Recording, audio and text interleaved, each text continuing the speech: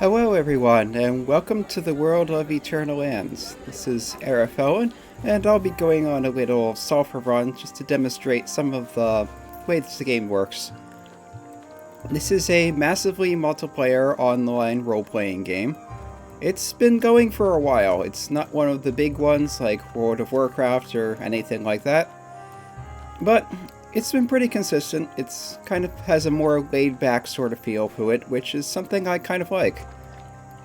I used to play this especially more than 10 years ago when I was on night shift at my previous job, and I needed something that I didn't need to be completely awake for. So this kind of fits the bill pretty well. So here there is some background music. I believe that's an optional package that you can download separately from the main client. There's some sound effects. Same thing with those are optional. And another thing I like about this game is that it's not completely combat oriented like a lot of them are. I mean, there is combat, of course. It's just, if you want to completely avoid combat, you pretty much can. It still helps to get your combat abilities high enough that most monsters will ignore you. Okay, on that note, there are monsters and creatures wandering around the game.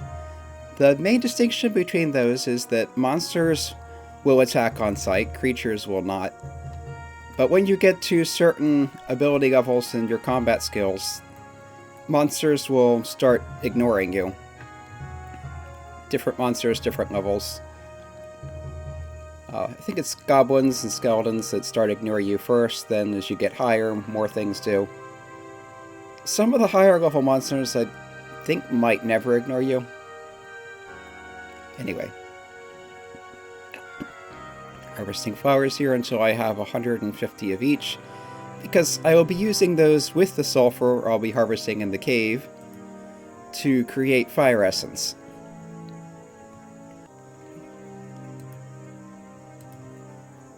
Also, to try to dissuade idling too much. Random things can happen while you are harvesting which will interrupt you. Those can be positive, negative, indifferent. And so I got a little extra harvesting experience there. I also found a few coins. You can take damage from some things. You can just be randomly interrupted. You can, if you're very lucky, get some rare items out of that. Because you have about a dozen different types of experience and levels. You can see them along the side here. The sulfur's over here. Yeah, tab to bring up your map. You can use the map to walk around. You can click on the main window to walk around. Here we have some goblins wander around in this cave. I'm a high enough level that they will not bother me unless I attack first. So here we are at the sulfur. You need to be wearing leather gloves to harvest sulfur, which I am. If I bring up the manufacturing window, this is where you do most of your non-combat skills. You put things in, you pick your ingredients, it shows them all on the bottom. You click that button to mix once, or this to mix until you either run out of ingredients or run out of food, or it just stops on its own for no reason. As to manufacture things, it consumes a certain amount of food normally. I don't seem to be using up any. Or maybe I just didn't notice it. Anyway, that gives me a little inventory space to gather more sulfur. Your inventory is limited by how much you can carry. That's a weight amount, load. You see at the bottom there. It also has a limited number of grid spaces, so you can't have too many different types of items at the same time.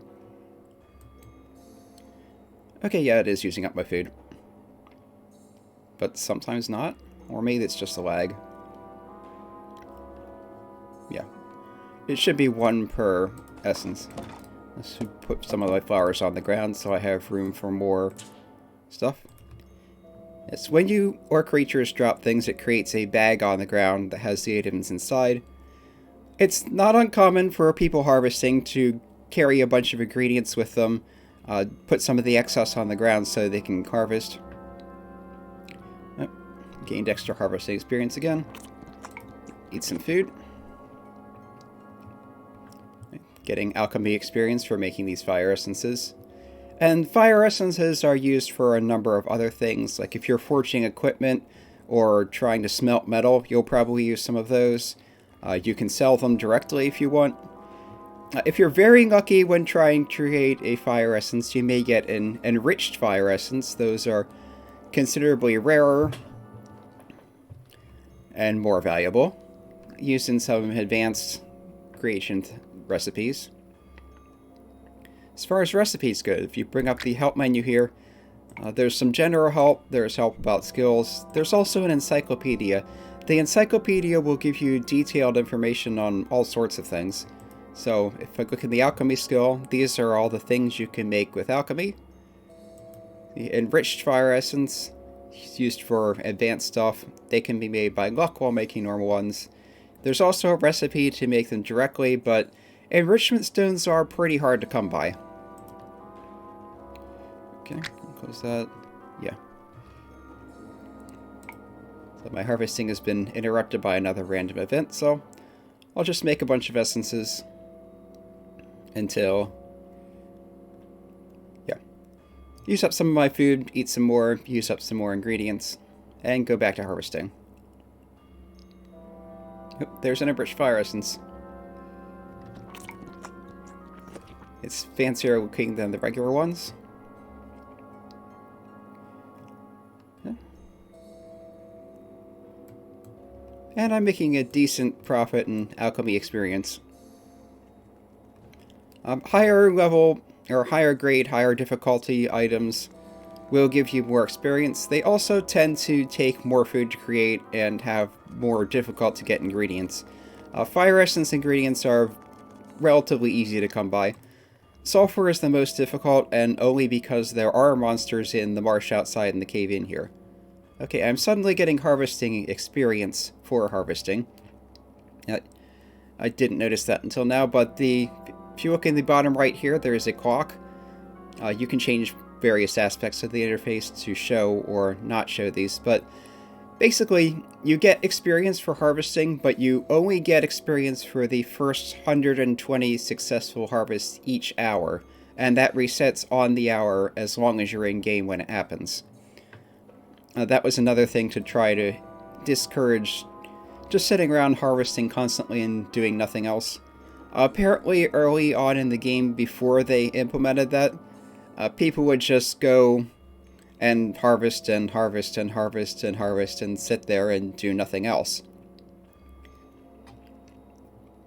So with this system in place, you're kind of incentivized to get your harvesting experience from higher level things and then not spend the rest of your time harvesting.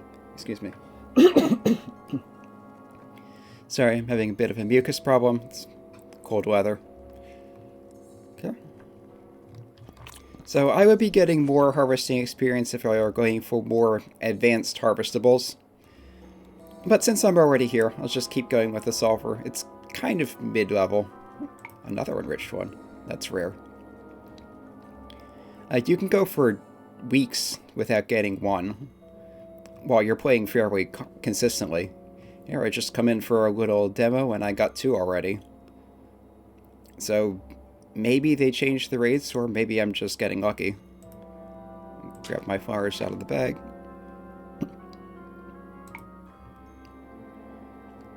Okay. So I brought enough flowers to make 150 fire essences. While you are harvesting, if you're using an item to harvest, like the leather gloves, pickaxe for getting metal, those have the potential to break, which is why I have extras here. Need some more food. Food has a cooldown. Different food items have different cooldowns and also provide different amounts of food. Fruit is one of the more efficient things you can have. There are also there's feasting potions, which are more expensive, harder to come by.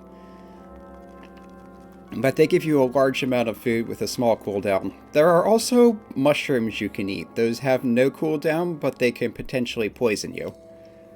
So If you're okay with a little risk, they give you a quick boost of food.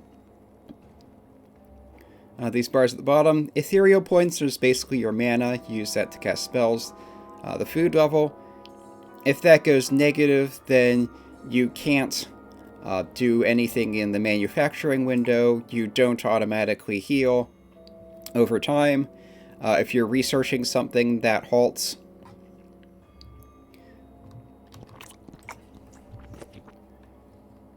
Otherwise, it's, you could be starving and it doesn't have other ill effects on you. Material points are your health. Carry capacity is, of course, how much weight you have available. Action points are used for some advanced things, like I think harvesting amber uses them. There are some special items that, if you're crafting them, that uses those. And in the bottom right is experience towards the next. Well, in this case, it's showing my overall level. So the way that works is, if I bring up my stats, you have all these different skills: attack, defense, harvest, alchemy, etc. The experience for all of those adds up to an overall experience amount, and that's used to determine your overall level. When you gain a level in a specific skill, you get better at that skill, of course. When you gain an overall level, you get what is called a pick point. I have 0 of those currently because I've used them all. Pick points can be used to raise your basic attributes, your nexuses, or to buy perks. Perks have various positive or negative effects. I'll bring those up in the encyclopedia. The perks. There are positive perks that you spend pick points on that do good things for you. There are negative perks that will give you extra pick points, but of course they have negative effects. Let's say, for instance, I can't dance. Gives you an additional penalty when you're fighting multiple creatures at once. Harvester of Sorrow. If you hit a teleport nexus while harvesting, that's one of the random events, it tosses you into a PK arena instead of moving you nearby at random. Okay. Anyway, I'm full up on sulfur, so I'll just head to the other exit. The game has a number of little shortcuts in various places. Here, if you step in this boat, it will move you to the boat on the opposite side over there.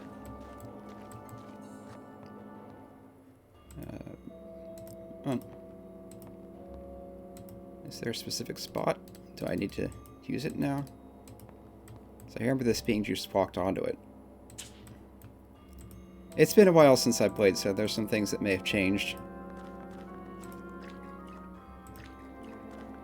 I thought it was just walked on and it worked.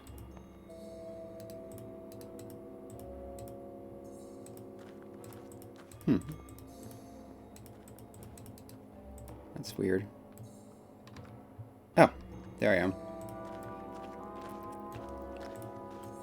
Okay, did I move earlier and just not notice because they look so much alike, or did it just not work? I don't know. In any case, this is the south end of the cave that will go to the south exit. There's some gold up in the corner there. There's some silver on the left side in the north half. And this is a pretty good place to get both of those. I thought there was an NPC around here. Yeah, skeletons, goblins. Okay, there's the NPC.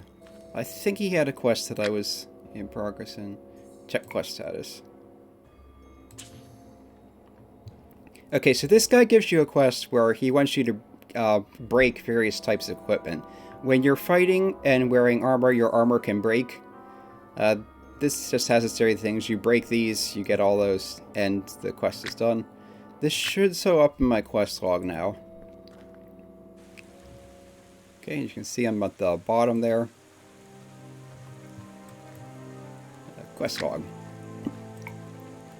Okay, I guess this does not show up in the quest log. And my quest log is empty because that information is stored locally, and yeah, I hadn't played on this computer before, except just recently to make sure it still works. Yeah, the client was recently updated. I also needed to get the new version of that. So yeah, this is still being actively maintained. They're still having updates going on. There was just one, I think, less than a month ago. There's some weather effects here, which could do some interesting things to the recording. Okay, so let's sit down here. It is courtesy. It's considered good manners to sit when you're near a storage or other high traffic area to not get in the way of other people. Yeah, your storage is where you put things when you're not actively carrying them around. So you have vegetables there, which are also food items. There's a bunch of toadstools. I have a few potions of feasting, some money, all kinds of flowers, ores, metals, minerals, tools, some weapons, armors, magic items. All sorts of neat stuff.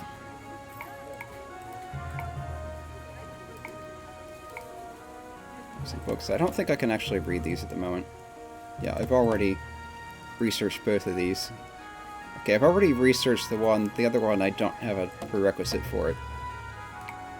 I think something dropped this, actually. Yeah, there are various quests you can do. Some of them are things like that one guy I just talked to who wants you to break stuff. There are some others that have various different effects. There are 2 quests right here in Morkraven Marsh, the area where I am, that let you buy certain things in bulk at a discount. Let's just do a little more alchemy while I'm sitting here. I think it was... Okay, I don't remember which kind of flower I needed for those. Matter essence? Oh no, it's not flowers at all, it's iron ore.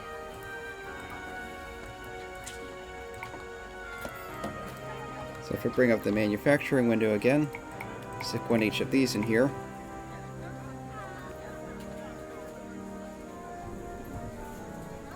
I'm creating matter essences. And yeah, it only seems to be taking food inconsistently, which is not something I remember happening. Weird. In case there's a whole big world out there. You can mark things on the map, which I've done on various maps. Like here, this tells me where the sunflowers are, where the red strap dragons and roses are, which I use when harvesting sulfur and making fire essence. There's some swamp candles, which are used for another kind of essence.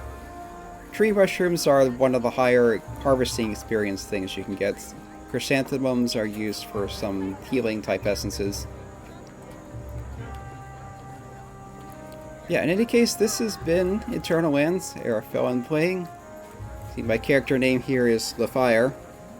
That's indirectly where I got the name Arafel from. I also have an Arafel character, which is LaFire backwards, who is more combat-oriented. LaFire is more of a nerd, basically.